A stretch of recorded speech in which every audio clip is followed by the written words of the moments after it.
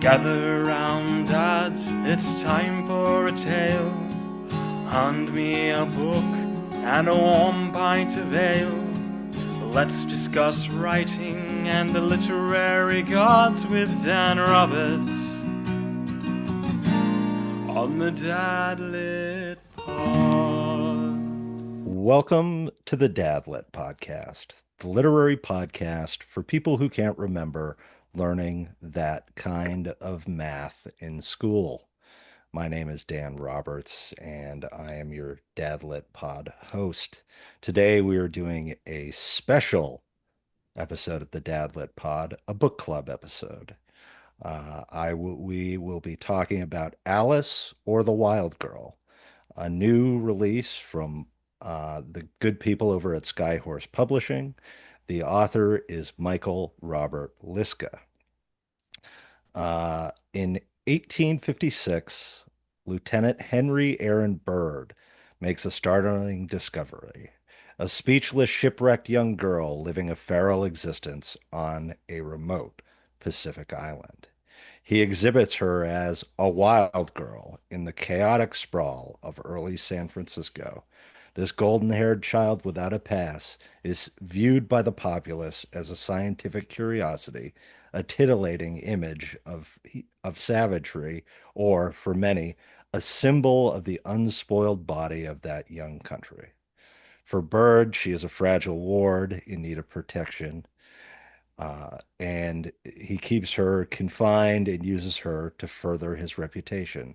But Alice will rebel against Bird's control and set herself adrift once more in the surreal landscape of 19th century America.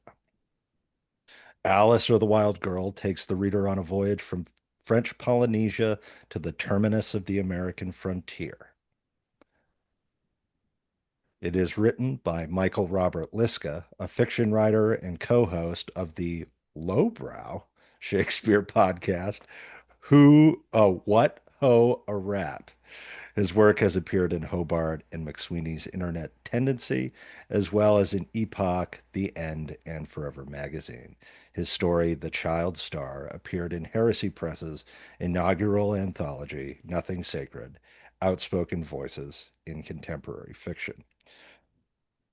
And to explore this fine work of Dad Lit, with me tonight is John Duffy, author, editor-in-chief, and president of Picket Fire Press, and subject of a previous book club episode, initiating a tradition that I'm hoping to keep going, whereby when we do a book club episode, the previous person whose book was clubbed will will join us will join us to discuss will select and will join us to discuss the next book club book. John, welcome to the Dadlit Pod. Welcome back to the Dadlit Pod. You have, Thank of course, been here before. I have. Thank you for having me back. I'm going to do my level best to say the word like as few times as possible. I am the type of person whose brain moves far faster than his mouth, and I shove the word like in between every fifth or sixth word to help slow myself down. But I realize upon listening to it, I sound either like I'm on a lot of cocaine or like I am a teenage girl. So I'm going to I try to minimize that. I think the key is to just take a breath. I do a lot of ums, I can tell, and I also do repeated words like I can tell, because of course my brain is pumping this out. My mouth is just trying to keep up with the energy and keep up with it. So it makes me wonder if I'm the same in a normal conversation or if it's just the pod that does it. I think in a normal conversation, when someone has tendencies like that, the listener is so used to them in other people that we sort of subtract them out. Yeah, it just disappears into the Sort of like the ether. way your brain subtracts your nose from your own field of view. Yes, But yeah. when you're listening to a stranger on a podcast, you're not interacting with them. It's just that audio in your ears. all of a sudden those small ticks and idiots each become very evident. So it I agree. I just have to slow myself down. I have to not drink 5 cups of coffee before I get on to do a podcast. yes, The yes. last time I spoke with you, we spoke in the evening, and I think that was it. I was trying to wake myself back up, and, and I was booming. It's I usually do it 7:30 to 8:30. Today we're doing it in the afternoon because special episode, and you and I are both dads, and I actually recorded 4 episodes this week. Yes, but for a good reason, for a good reason. I am working through the backlog of requests, and at the same time, I had some time sensitive releases, that sort of thing. So one of the challenges I'm having is knowing when to do a pod and how it best serves an author, right? So in anticipation of a release like Michael's book, Alice the Wild Girl, he got in touch with me, well in advance, but the release is coming up. So we had time to read the book and to sort of place it in the schedule. And one of the other things is I don't think that everyone wants to hear the same genre over and over and over again. So I really like to mix up the genres. And in addition to that, I love having industry people on who aren't necessarily writing dad lit books, however, can give us insight under the hood of what's going on. And we had Kristen McTiernan, the uh, nonsense free editor, was on earlier this week, and she just has such great advice. I really thought that having her on the pod would be really valuable to the dads who are writing who listen, which is what I've found is that most of the listeners are writers and are looking to break into the industry. And I just thought her advice was so good. And I've watched all of her videos and they're just fantastic. So I really wanted to get her on. And then, of course, I got to speak with one of the editors from Arc Press on Thursday. And that was really exciting because Arc is I'm not going to say it's the new Bane because they're doing something different than what Bane does. Bane is a sci-fi fantasy press that also does alternative histories, that sort of thing. But there's a genuine desire with the Arc Press guys to do something different, to be a little experimental with the work, but also to envision an inclusive of male writers' perspective.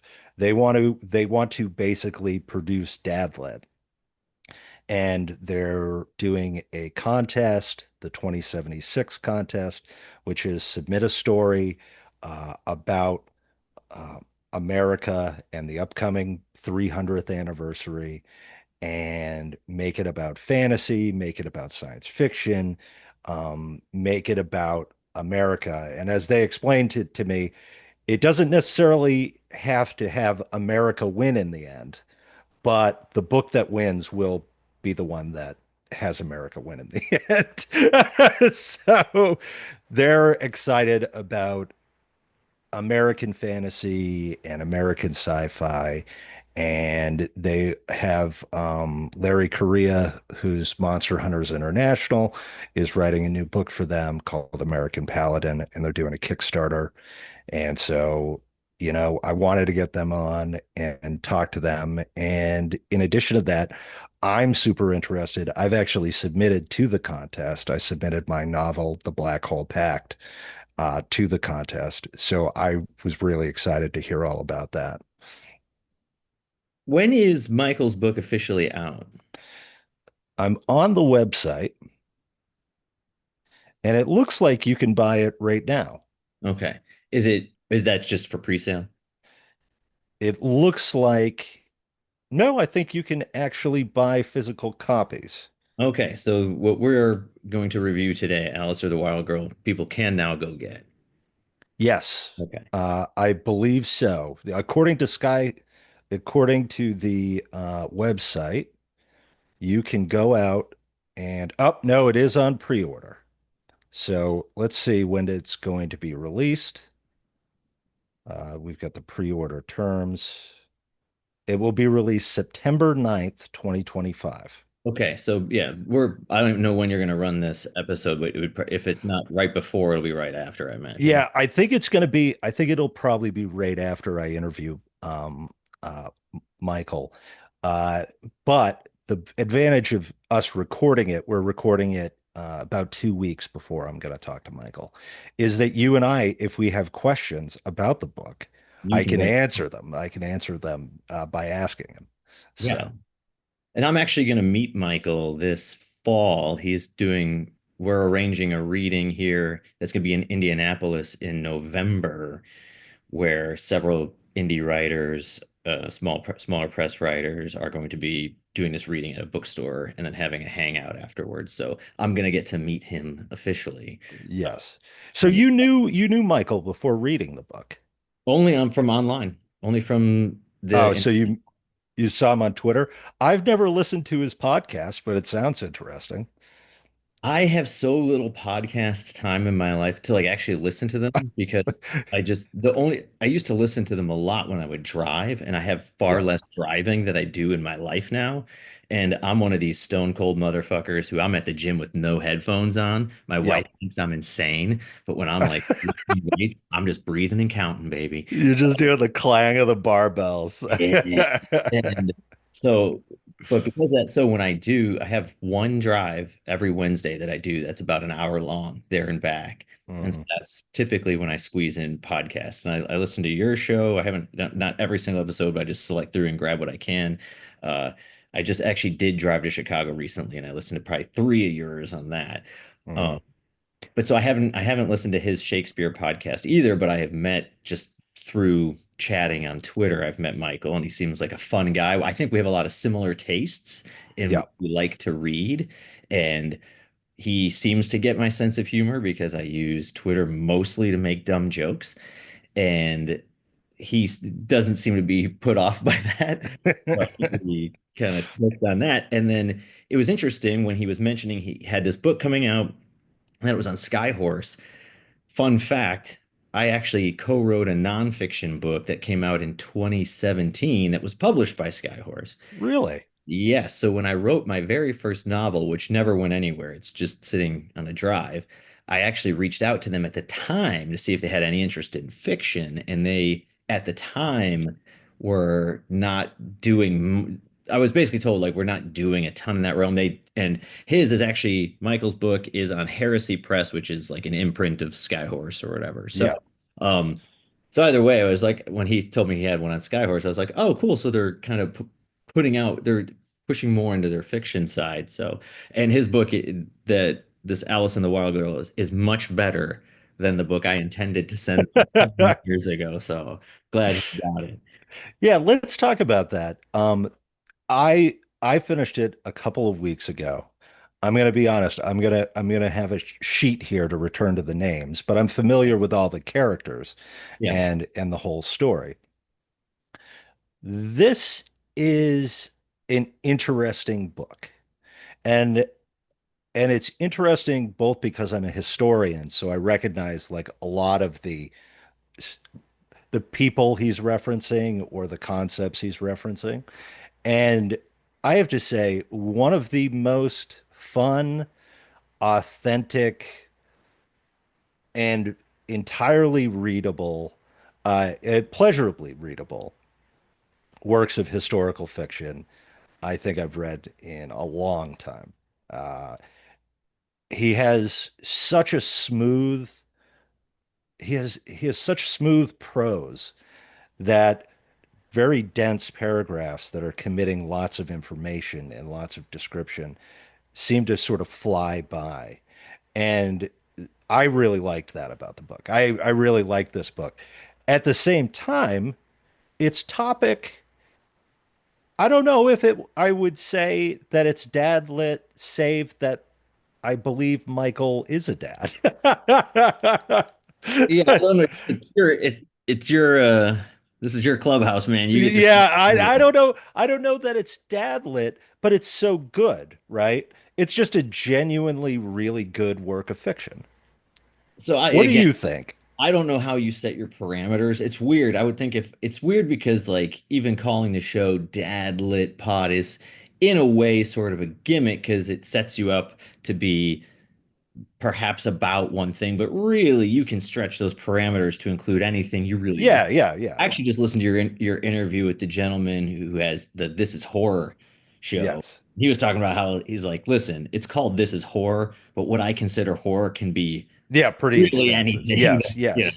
Yeah. And I think so. I think you can do the same thing here, and absolutely, I think it would be very limiting to suggest that for whether if your target is just adult male readers, male readers who are Yeah, yeah. a bit further into life, so not necessarily the 18-year-old guys, but um, this, Well, yes.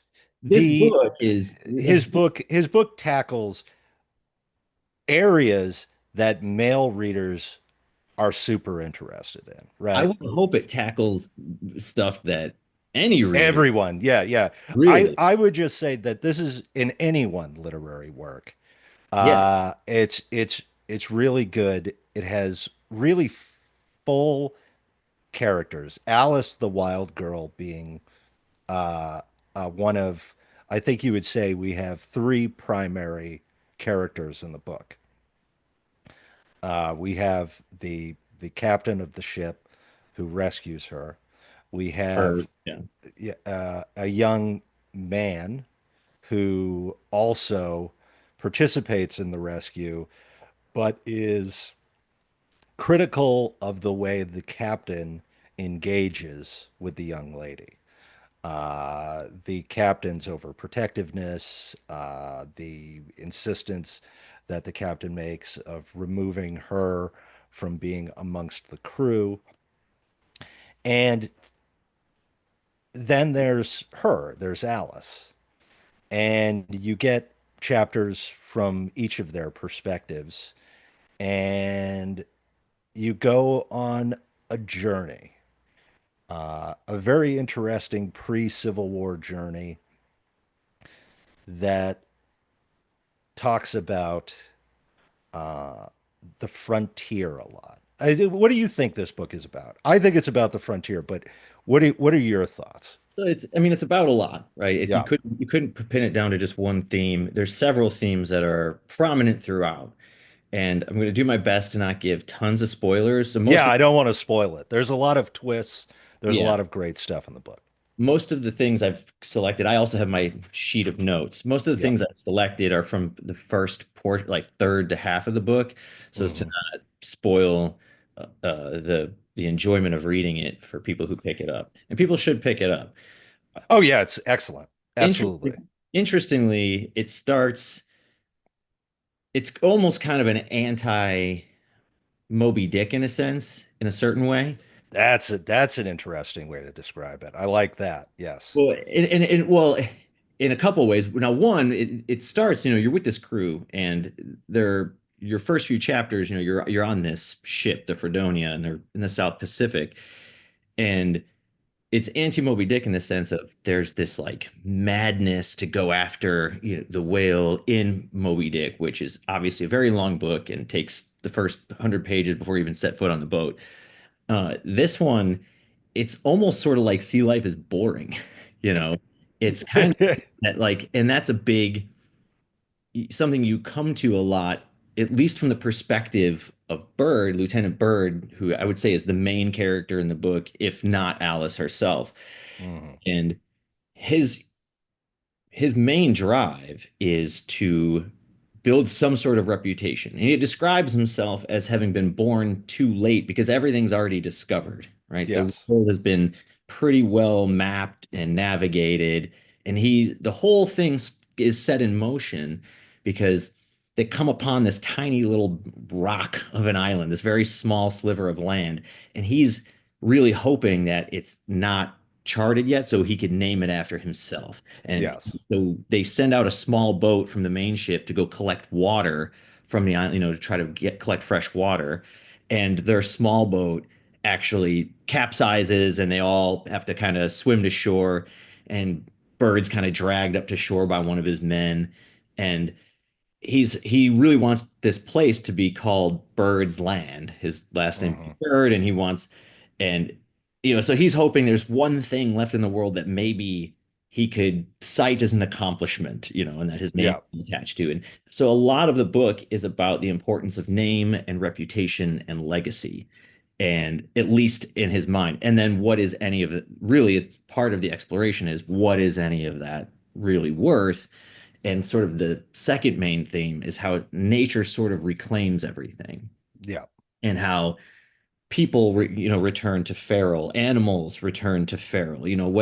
When the boundaries of civilization and the upkeep and labor of civilized people are not constantly working to keep something in that civilized state, it immediately, in short Hmm. order, returns to a wild or feral state.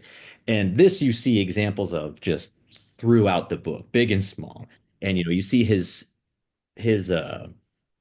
sailors from his ship, when they're kind of on a little R&R time, they're immediately sort of taking their clothes off to dry in the sun, and they're wrestling naked in the surf. They're kind of regressing to the mean, going back. And you see, the piano in the French fort, they can't play anymore because the humidity threw it out of tune, and there's no Yes. there's all these things that you see are just sort of falling apart.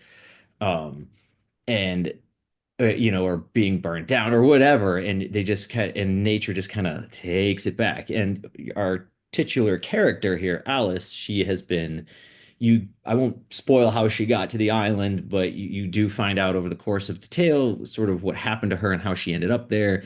She's a girl who is young, roughly like preteenish to young teen years, but she's severely underdeveloped because and they can't really tell her age because she's been so Hmm. she's emaciated from starvation, and her lack of nutrition has kept her from developing fully into a woman, and that will keep her kind of short and flat chested her whole life. And but she has, she's scrabbling around on this island, the last survivor, and she is, kind of reverted to a wild state, not speaking, things like that. And that's a huge theme in the book is, as people are reading it, is to see these examples throughout of you have these men who are trying to civilize the world in whatever way they believe best. The other character you referred to, Rand, he's a very devout Christian man, and he thinks so. Whereas Bird is more about sort of mapping the world and naming the world and like putting up Hmm. the walls and borders and all the things that make it civilized. Uh, Rand, who finds Bird to be a fool, and he kind of is. There's examples over and over again of everyone around him finding him foolish or him trying really hard to achieve something, and then it's just for nothing. But Rand is his big thing is Christianizing everything. Like the important thing Hmm. save souls, like it's always gonna, there's this feral wildness in everybody. We need to be saved from ourselves and to try to make sure, the girl is baptized and all these things in case something happens. And so those are some of the big themes. There's probably a few more. There's one thing I really like that he does is he talks about like there's many visual examples of or spoken examples of people leading others around and who's Hmm. following who. And I think one of the good early ones is he talks about it. So Bird gets the girl a piglet, so she can have a little pet on the boat. And at one point, it's like she's chasing it and he's chasing her, and it's like this thing of like who's leading who, Yeah. and it sort of plays back to how he has been sent out by whoever the head of the Navy is to go on some foolish mission in the Pacific that isn't really a necessary mission to begin with. And we see this constantly sort of throughout the book, examples of who's stringing who along, and like why are we even doing the things we're doing, whose orders are we following, whose example are we following, and is the person who's guiding all that even worth following around at all. So Hmm. Yeah, there's definitely a lot of that. I glommed on to the frontier elements of the book, mostly because there's a terrific book on the 19th century, which talks about the frontier and sort of it's not the traditional uh, history of America will change now that the frontier has been closed. In this case, you have this adventurous Captain Bird or Lieutenant Bird who's seeking out these new islands, but everywhere he goes, he finds that the Spanish are already there. Uh, there's already a church. There's already a guy making money, making a racket on these tiny little islands. And then, of course, he returns to the United States with the wild girl at a time where the West has not exactly been closed, but the borders of the Pacific United States and the Atlantic United States have been drawn, right? The settlement of the central portion of America and the transcontinental railroad has not necessarily been or has not been created at this point. But at the same time, the age of the Amerindian in eastern United States is over by this point. And the young wild girl who's brought in becomes a novelty because wildness in and of itself at this point in America, particularly there, is not the case. The America in their mind is no longer wild. He's able to go from Baltimore and do a complete circuit to the Ohio Valley and then come back around. And he's able to do it with relative comfort and find theaters and churches and all of those things where he sells this vision of wild. And it reminded me of an interesting conversation that I often have with Alex Marriott, where the American tradition, the second an Amerindian tribe was gone as the neighbor to the people, they were looked upon far more fondly and sort of romanticized. The once the war was over, basically. And in this case, you have what is, in effect, people who are entirely curious about what they see as an other or a previous state, a descent. And Alice has all of the salacious details that you would have seen back then directed um, at Amerindians, directed at her, right? She they expect to see her nude, they expect to see her with wild hair, all of those things. And then of course the second half takes place in San Francisco, which in the book they have to go down and then they have to walk across Panama to Yeah. get to San Francisco because, of course, the Transcontinental Railroad hadn't been made.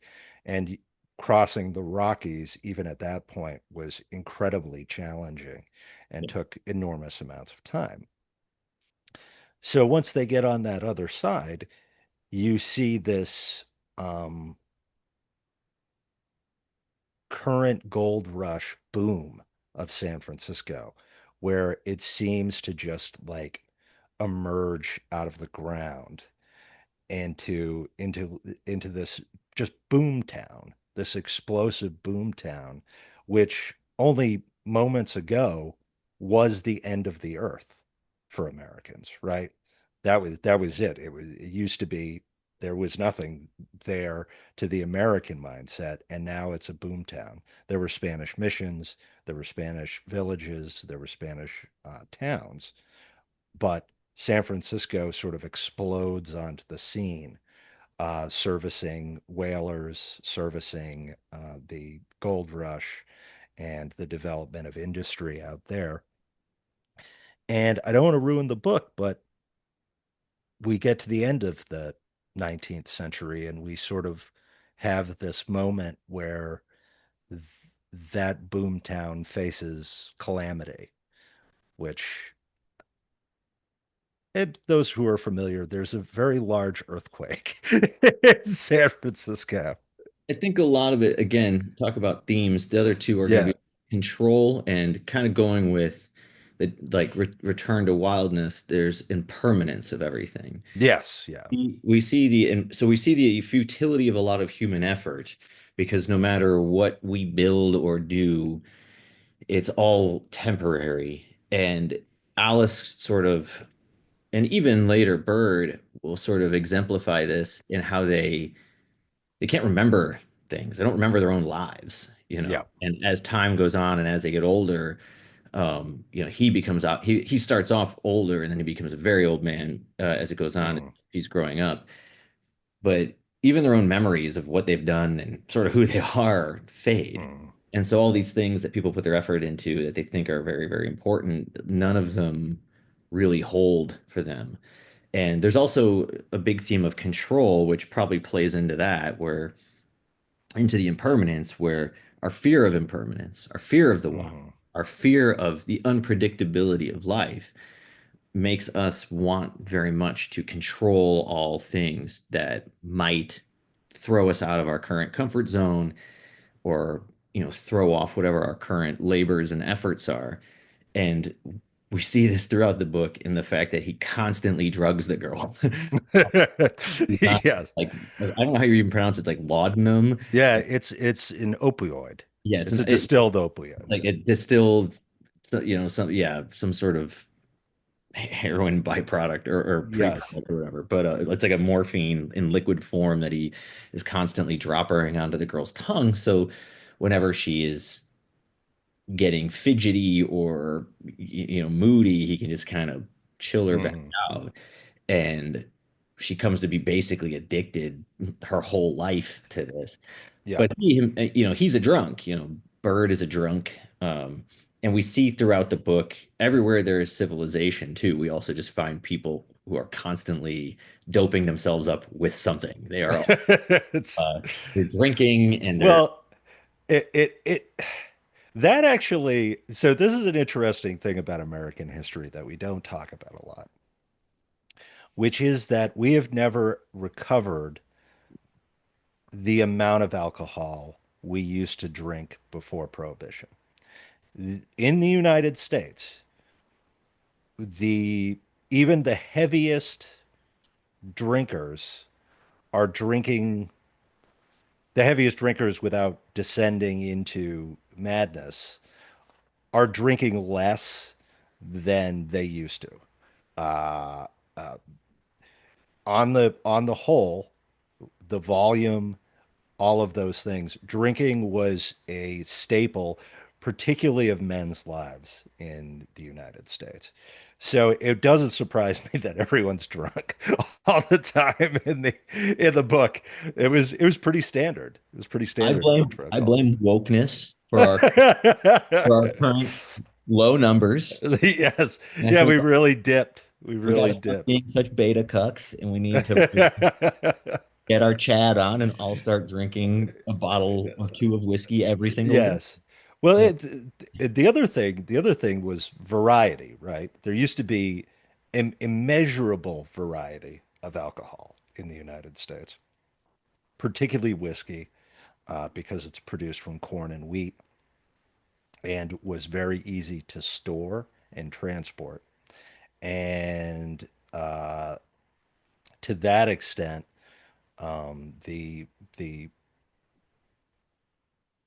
there, I mean, just in Kentucky alone, there were hundreds of whiskey distilleries, and it's a real shame that we lost out on that wild period where you used to be able to have so many varieties of booze. which is quite funny because of course everywhere they go, someone's got like their own stock. Yeah. It's funny because, so much of Liska's book here is about, this civilizing effort, but and it believes itself to be a form of order, right? Yeah. Itself to be a form of order on the world. And there's a point where I think it was Lieutenant Rand is the ship has docked at this island, and they're they're again going to have a little time to just wander ashore or whatever. And I think it's the French. There's like a French outpost there, and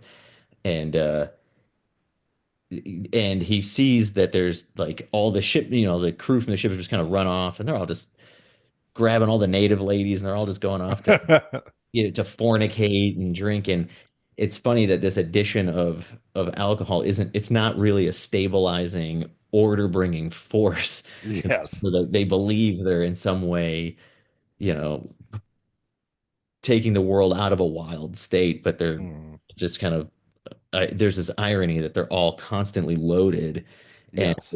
they don't ever sit and think clearly. Really, only the teetotaling, you know, hyper religious Yes. people are, and they look around at it all like, oh my God, like what are we doing? This is a mess. So do you think Michael is trying to say something about that? Do you think he's saying that at this point, or his view of the American experience at this point, is that there was kind of a leaving behind of the strong religious conviction and an embracing of propulsive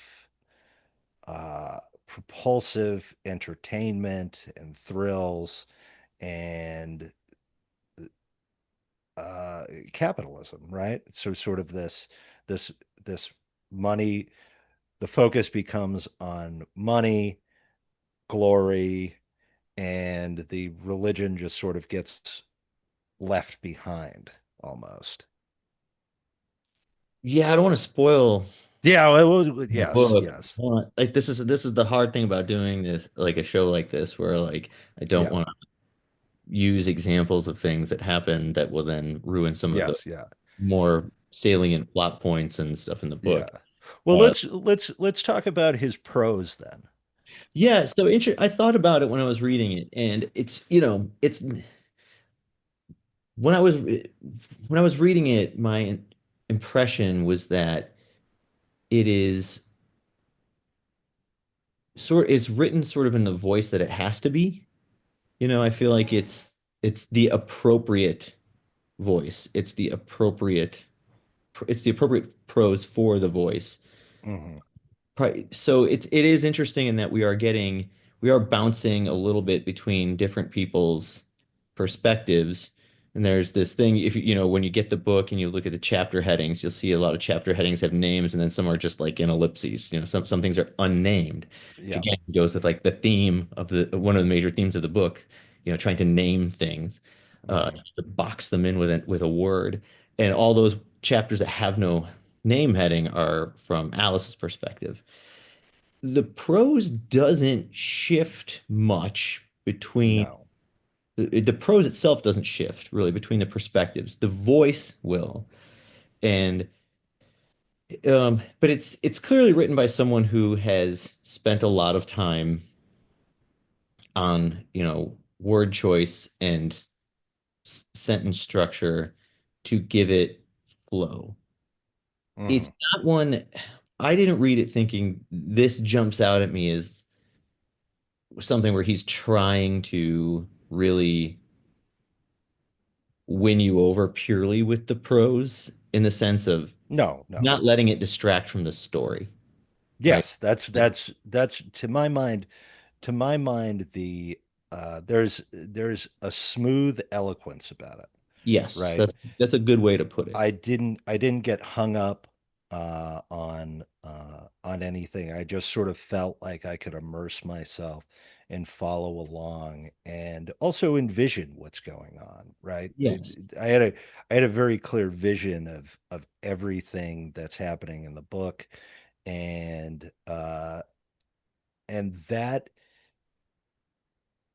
is, I'm not going to say it's a unique thing about this book. It's just, I think that's a skill, and that's a very interesting and very um, well done part of this book, is Yeah. that it reads with a measure of like sort of ease, and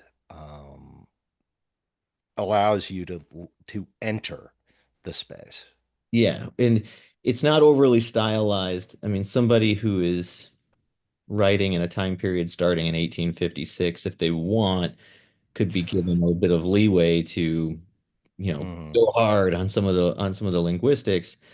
And and perhaps there's something to be said for the fact that he chose to not, I don't want to say it's dialed back in any way, but the fact that he didn't try to force that to the forefront Mhm.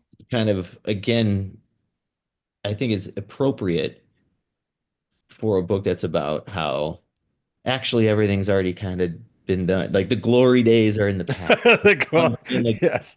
there's no, what's the point? Like I'm out here navigating all these islands and they have all already got a name and there's all a fort on all of them or a coffee plantation and I'm just drifting around like a moron and like So and it's a form of, it's you think it's Michael Michael's Michael's seeing the literary realm and the realm of human experience and saying, "Ah, geez, I came too late." there's no or there's no point in like trying to like yeah to take this one really over the top in a sense. Well, like here's the thing, he could have been Yes. it could have been great in that way, but it's what I guess how I feel is that it's actually just appropriate to the story that he's telling. Oh, okay. Because of the Yeah, yeah. theme, because of the desires and the feelings of the characters, it actually is more fitting. So it's Yeah. not to say that, like I don't know. He has a Shakespeare podcast for Christ's sake. I have to imagine, Yeah. if he wants to up the chops on a lot of it, he can.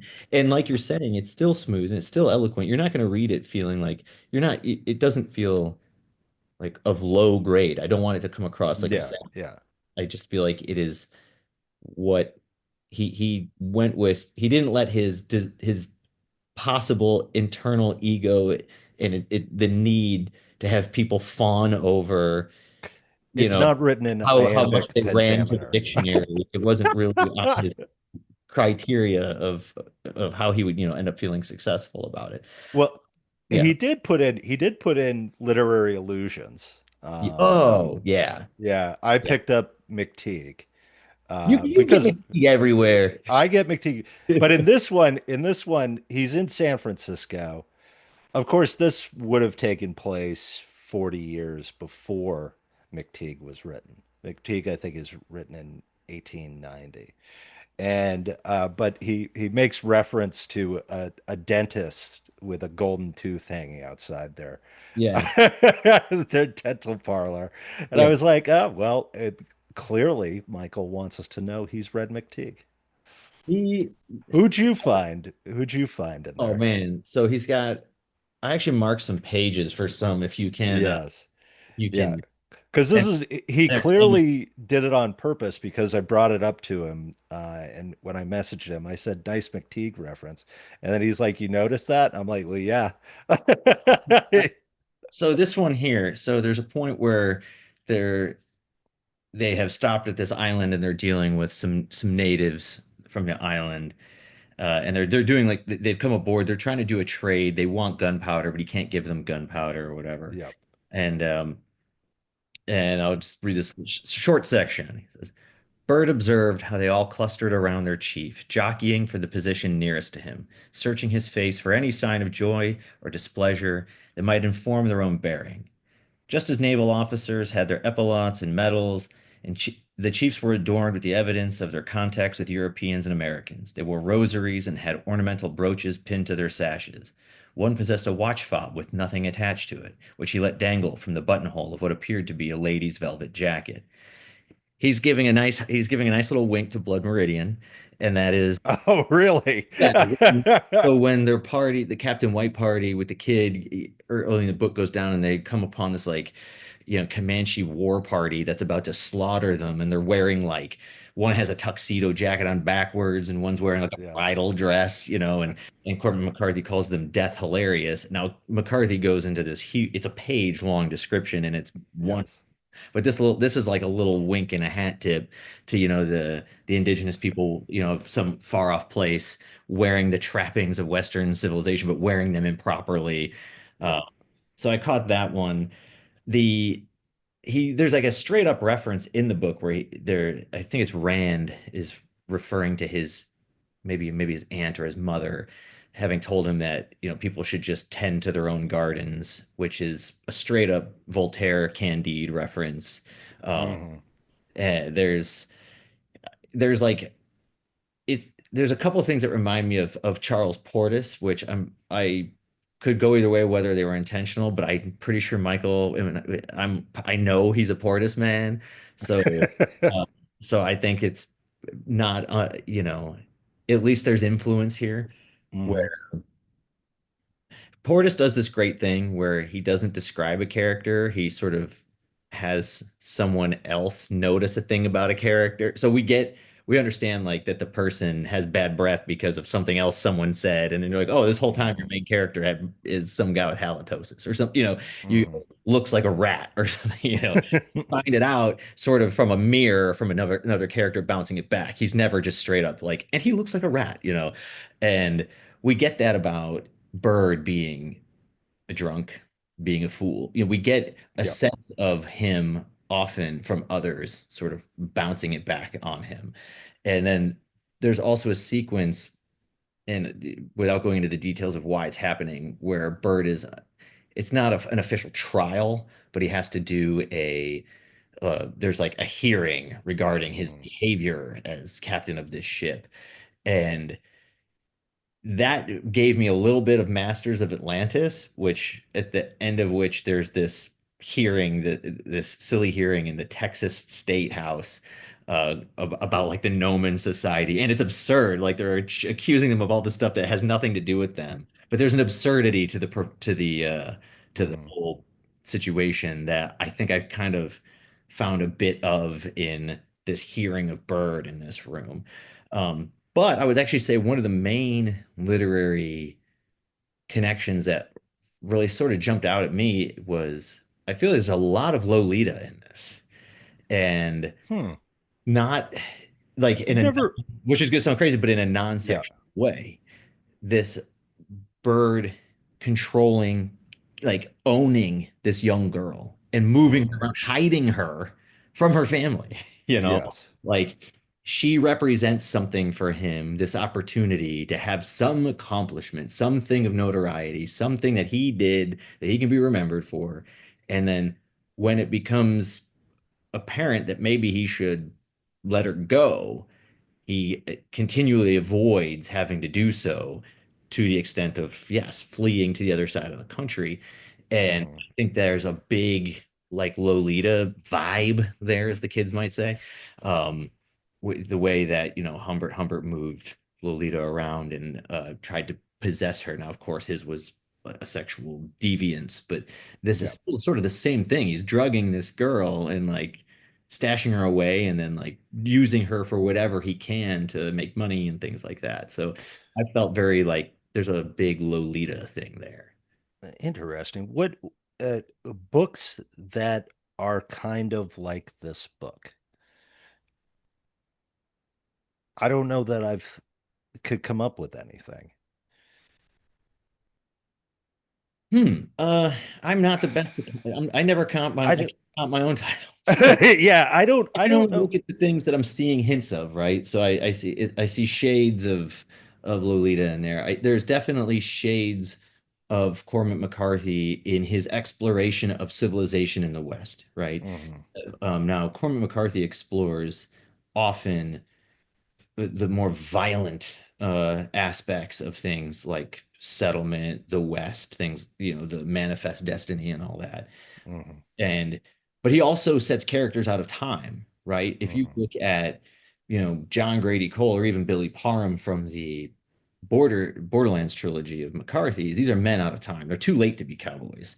You know, Mhm. it's the life they love, but it's passing. The West is passing. It's not a thing anymore, and they're men out of time. And Mhm. and trying to force themselves back into that, to try to shoehorn themselves back into that, only leads to tragedy. Whereas Mhm. we have, Lieutenant Byrd in this, who's a man out of time. He's born 50 years late, too late, 100 years too late to do the thing he really wants to do, which is to Mhm. set out and discover, and to be, and like you're talking about the frontier. I think, you're looking at that as a theme. And, the book opens his opening little bit is a quote from Charles Erskine, and I won't read the whole thing because it's about a paragraph long, but it's about how the commandment by God of man to go out and take dominion over the earth does not just mean the land, but also the waters, also the sea. And Mhm. and like you're saying, the frontier is pretty much gone, by the Yeah. time this happens, or it's like it's in its twilight. And the same thing for him. The sea, that other part that we're supposed to get, supposedly supposed to take dominion over. He's just a man at a time. And so what do people do when that's the case? They kind of walk around kicking the dirt, trying to figure out what the heck They their life is supposed to even be about, and they kind of play act at it, kind of take on a yeah, role. It's they ultimate wither farce. almost. Yeah. Everyone withers. Well, Yeah. I love in the book how I love how everything he tries to do is sort of folly. Yeah. And or his best intentions, he sees himself one way. He's mad that he only has like one of these stripes or ribbon medals, that Mm. younger men in the naval service already have two, three, right? And he's gonna finish out his career only with one. And Mm. uh he tries to do dignified things. He tries to give this rousing speech on the deck of the ship for Easter. They're finally bringing the girl up so everyone can see the girl, and he's got like a metal trumpet thing to speak into so everyone can hear him. But like the sea is just loud and no one can hear. It's like he's just blowing to the wind. And he tries to take a photo with the girl, in the camera. You have to stand still for like 15 minutes. And of Yeah. course he's all squirrely, so the photo comes out and she's like a blur. And which is funny because again it goes to show how she cannot be captured, right? And Yes. she cannot be controlled. But he tried to do this dignified position. He didn't move a muscle the whole time. Yeah. He did the thing. He was a rigid statue, and he tried to give off like this dignified presentation. And then he sees the picture and it says he just looks demented. He just looks crazy. Um, so and there's sort of a thing they play with there, which is later in the book, he has some paintings made of himself. He Mhm. commissions some paintings to capture his glory moments, and he really likes them. And it's sort of he likes his own story when it's falsely told. He Yeah. likes his own story when it's been embellished, when it's been crafted to make him feel good about himself, but the reality of himself is not anything really to speak of. Mhm. So we're getting close to the end. Any questions that you'd have for Michael? Oh, I don't know. It's interesting. It's tough too because like again, I don't want to ruin the book for people, and that's like a weird spot to be on these book report episodes. You want to entice people to buy it. You want to entice them to Yes, read it, but you don't want to I think spoil people should definitely buy this book. It it. is a terrific book, and it has a universality about it. Uh, it's very American. It's very, uh, I suppose it is a bit of a tragedy, but he does have a Shakespeare podcast, folks. Yeah. So, You know, it's tragedy in the way that human life is tragedy. yes. Like that the things the story we want to create of ourselves, so we feel good about the life we lived, and so we feel Hmm. good about having been here, whether as individuals or as whole societies, is really again just a story we're telling ourselves. that will be very easily just blown away Yeah. time by nature. Yes. It won't even be hard for nature and time to just scatter us off like dust. It doesn't Yeah. notice we're here now. It's not going to notice we're here later. And so that's sort of the tragedy as you go through the arc of the story is people's attempts to confront that and even screwing it up in the short term. But I think people should absolutely read it. I think people will enjoy it. It's not, it's not a genre work. It's not, I mean, I guess you could say it falls under historical fiction, but sort of in the same way that, um, you know, I don't know, it's not, the primary draw is not, I don't think, the historical part of it. I think the primary Yes. draw is the literary part and the motifs and the themes and what it makes you think about. And uh, saying all that, I had another little point I wanted to make about it. I just lost my train of thought. You talk, it'll come back. Okay. Well, you have had the experience of a book club episode. And what is it like to be subject and to have two people sit down and do an intensive read? I don't know that that a lot of authors get that. What was your takeaway? Did Tom and I miss the whole point of the book?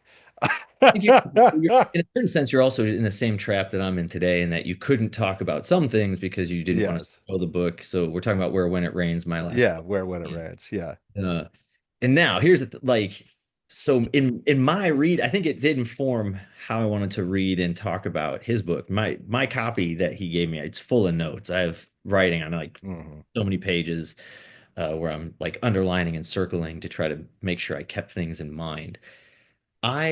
You guys, like on the themes, yeah, you're pretty spot on. You're seeing like the religious allegories, you're seeing like the biblical undertones, you're seeing, it's really I really wanted that book to be a to be Layered experience. I wanted to focus on time a lot and people's Hmm. experience with time. And like his book, like Michael's book, I think my book and his book have a lot of things in common, I where would agree with that. Yeah. where there are about people's story and like the story of themselves and what we think of ourselves, what we thought we would be versus what we end up being, and Hmm. how we try to shape other people's image of us, and then how that ends up failing. There's a lot of things that are similar. And in Tom was really taught, and the episode you guys did about my book, Tom talked about time a lot. And I don't I probably even had some heavy-handed like wink, wait, like focus on that here. I would there's a lot of like little things I really like to do when I write, which is because I'm a dork. Just I love to hide anagrams and little literary references and allusions to in that book, Yes. there's a few things I'm waiting to see if anyone ever noticed, and I don't want to tell anybody. I don't want to be like, "Oh, did you see that part?" Yeah. Oh, pretty smart, wasn't it? Pretty clever. Um, but but yeah, I like to bury fun wordplay Mhm. and see if see where it gets caught by people. But I mean, some of it's so esoteric that if you didn't study. I'm glad it delights you. Yeah, totally. It's part of the delight of the work. If you didn't read that book about ancient Jewish demonology, you're probably not gonna know that this thing is actually phonetically spelling this, or whatever. And Yeah. but that's something I like to add for a bit of flair, kind of towards the end of my writing, where I'm like rereading. I'm like, if I just flip that, they're like Yes. it's almost like little treats to myself. But so it made me read his book, because I never know who else is doing that. So I'm like, oh, what does he have in here? And I try to really be cognizant of things. He is a character in the book, John Black. He's a Polynesian man who works on the ship who is covered in tattoos, and that's why he has the name Black. It's because of all the Yeah. black ink tattooed on his skin. And he was kind of like, in a certain sense, I think he's like the Queequeg, the Yeah. Moby Dickian Queequeg who just happens to be on the ship, and I try to look for all the little things he's doing there with names of people. He in Mhm. the book, the captain tries to give Alice the name Lucy. The first name he gives her is Lucy, and Lucy is the oldest human Yeah, hominid it's the skeleton right out of it. So like the original part out of Africa, earliest known human. yeah. And like so when I think that's probably why Michael wrote that to be, Mhm. the first name. And of course she already had a name, just like just like an island. He wanted to name Bird's Land. It turns out it already was Yes. charted called like Biscuit Land or something really stupid. And so, like everything, all these efforts of his just turn up to be like, no, you're too late, man. She's already got a name. She's already a person, So yeah, I think I did enjoy listening to you guys. Really, I think you guys were pretty spot on. I would suggest to anyone who does pick that up to, if they're that kind of reader, go through and underline and think about it. And a lot of times those things are things you find on the second or third pass. Mhm. And I'm sure if I were to read Alice and the Wild Girl a Yeah, second you'd time, notice new things. yeah, Yeah. I'd be picking up a lot of new stuff. Or and there's names too that I might just be totally throwing my own interpretations on that aren't accurate. He has a character in the book that his name is Ignatius, and whenever I see Ignatius, I'm like, is this a Confederacy of Dunces reference here? That's you know, and I was trying to map that on, like, is this what he's going for here? But then I can empathize. Sometimes I give characters names that mean something, and sometimes I give characters names that don't mean anything. yeah, totally. You're just It's like you're sitting around, you're like, what should this guy be called? You're like, Brian. it's Fine. Just weird. move on. It's always weird when I make it meaningful. And of course I name a lot of my characters after my wife and daughter. That's why Yeah. there's always Abigail's and Liz's in the books. Yeah. And so to that extent, there are other characters who get other names that I give them, because for a purpose. They're meant to imbue something. Yeah. Um, and if I want to impart regionality, for example, I'm very obsessed with the way that certain names become ubiquitous in certain parts of the country. Mhm. Because, of course, I grew up in Maine with a lot of French Catholic names. And when you go to the Midwest, you have a lot of Scandinavian names. And, obviously, Utah, you have a lot of names associated with Mormon settlement, that sort of stuff. And that's one of, I think, the most fascinating things. And I always try and include that It's whenever I write interesting that something. people spend so much time focused on who to name their characters, and it's Yeah. what they're trying to say with a certain name. Yes. Are you like and that's one of the interesting things about being a writer is like whether it's the names of people or places in the book or whether it's your description of a thing, your gold tooth hanging outside the dentist's shop, Hmm. the way you're always trying to invoke things outside of yourself, things that are common to the human story, right? Yeah. We're trying to build our story with the pieces of all the stories that have come before it, and we're trying to slide it through our own perspective, but we're always Hmm. trying to say like, so you recognize that by naming something anything, you're going to be invoking something else. And so you want it to be Hmm. the right thing. You want it to pull in the right feelings, the right meanings, the right, if I name my character Jonah and I've, we got Jonah and the whale. And so what does Hmm. it mean if someone's name is Jonah? And like, is this a person who defied God's order and then had to live in a whale for 3 days? Or did I just go to high school with a guy named Jonah who sold acid and he was fucking cool, And so, sorry, I shouldn't swear. I know you're like a G-rated podcast. I shouldn't. No, no, I'm not a G-rated podcast. Okay. Yeah, we swear all the time. Don't worry about I've, it. I've heard other people on your show are like, I love putting on your show because I know it's like kid safe, and so uh, well, I don't want to be the one who's I ruining don't. I F-bomb. it did. I did not realize that that was my show, but I'll put explicit when it has explicit, and that'll fix it. Because this is one that I will listen to with my daughter in the car. Because there's some Yeah. shows I won't, and this one I will because I often Yeah, I'm pretty sure. I We, mean, we a swear word here and there is not a big deal, but we're I'll say this. There is far less swearing on this podcast than there is in my novels. yeah, yeah, oh, sure. All the stuff the novels we're actually discussing are full of way worse. Yes, yes, We put a it in the chock book. We full. don't have to do it in real life. Yes, But yeah, so I don't know. Just closing it out, he's got a great book. I think yes. he's gonna. I think I want to say if I'm remembering this correctly, and you'll have to ask him this. I want to say he put like 20 years into this. Did he really? That is It many certainly iterations, shows. many total rewrites. Uh, People will be impressed with the detail of the historical stuff, with the shit, the discussion of the ship and how the ship works. And he doesn't go. It's not super detailed with tons of know Yeah, uh, it's not Moby naval Dick. or It's not Moby Dick, yes, guys. but he does a good enough job with the technical details of ship life, of the island chains that he visits. There's a point I actually was looking up the islands he was talking about, Mm, and they're real, and their histories are real, and he's touching on them in a real way. And there's a point where he has these native characters make up a name for the girl, which it's like a native word. It means like biting one or something.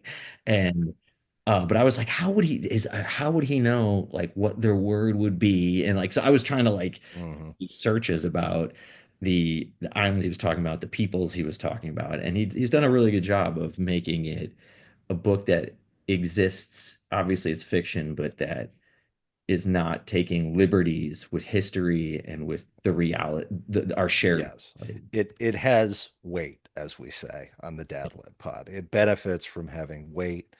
It benefits from having believable characters. It benefits uh, from having a sort of uh, real worldness about it and authenticity, which just make it a great book. Yeah. Yeah. So, I mean, I'll leave it at that. Alice or the Wild Girl by Michael Robert Liska.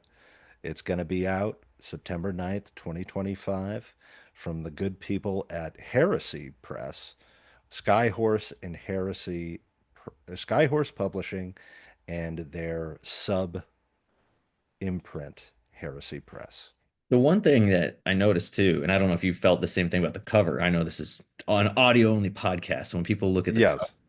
it's got these two eyes floating in the sky over the island. Did you get a Gatsby vibe off that cover? Yes, I did. Yeah, me too. Yeah. Yeah. Yeah. Like he probably had nothing to do with the cover design, but like Yes. looking at that, I was like, It that's does it does look like the classic Gatsby cover. Yeah. yeah. So Well, thank you, John. John, do you want to plug your book in the press? yeah, let's plug my book in the press. The press is Picket Fire Press, and we actually have a book coming out October 14th. It's called Dry the Rain. So after you Yes. Alice and the Wild Girl and read Alice and the Wild Girl, go ahead and you'll be able to pre-order a copy of Dry the Rain come September, and then again Hmm. it'll be out October 14th.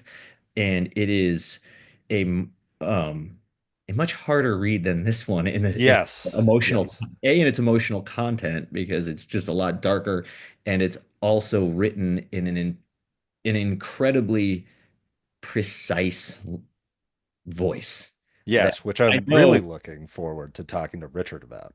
Yeah, and I Richard, know the a lot of author. people.